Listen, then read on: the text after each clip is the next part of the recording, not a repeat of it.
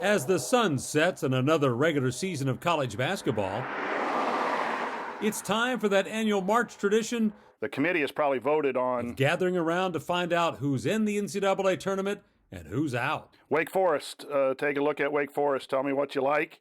To get the answers, we made a road trip to Delphi, Indiana. We found ourselves heading down into a basement overflowing with basketball talk. Yeah, their strength of schedule is in the 300s. This is the Delphi Bracketology Club. And as you can tell, the homeowner, Brian Tonzoni, their metrics are okay, is an IU basketball super fan and a high school teacher by day. It started in 2015 with the question between a couple of econ students and myself of where Indiana, where Purdue were going to be seated. And we said, do you think we can figure it out? And do you want to meet over breakfast and try to find out? And that started it. This is a good point too, though. Like, it's not... The club has become very popular. The students gather with their computers and go to work. That'll be a quad too. Elise Perry tagged along with her brother, and now she's hooked on number crunching. Kind of learning that basketball isn't necessarily just a sport. There's more behind it, especially with the tournament. I always just kind of thought that they were seeded based on wins, but there's a lot more. They debate which team should be in. I think if Auburn would lose... And they have to back it up with facts. It's a bunch of data and using a spreadsheet and trying to compare different sets of data.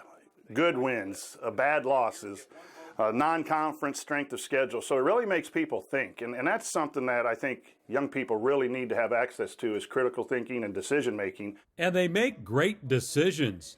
In 2016, the Delphi Bracketology Club had the most successful bracket in the entire country. I think it's really cool that just a group of high school people can come together and do this when normally it's older people and they've been doing it forever, but just in the first couple years of doing it, we've been successful. I think, well, one year we've had a perfect 68 out of 68. The key is also to select well, but it's also to seed them well on the right lines. That helps your score. Many of these students hope to work in the sports media field in the future. They're learning about reporting just facts. Yeah, I am unbiased. He likes to tell me... Wait, he's wearing a Purdue hat. He said he's unbiased. Are you unbiased? Yeah, I like Purdue, but it's all based off the numbers. So sadly, I want to help Purdue out, but looking at the numbers, you can't really do that because it's all data-based. So the next time you need some help with the tournament bracket, keep in mind these college basketball number crunchers. Kansas has 10 quad 1 wins, at Delphi High School. They know a thing or two about winning and losing. That's a good point. I'm Dave Calabro. Doubles, whatever that unbalanced stuff is in the SEC.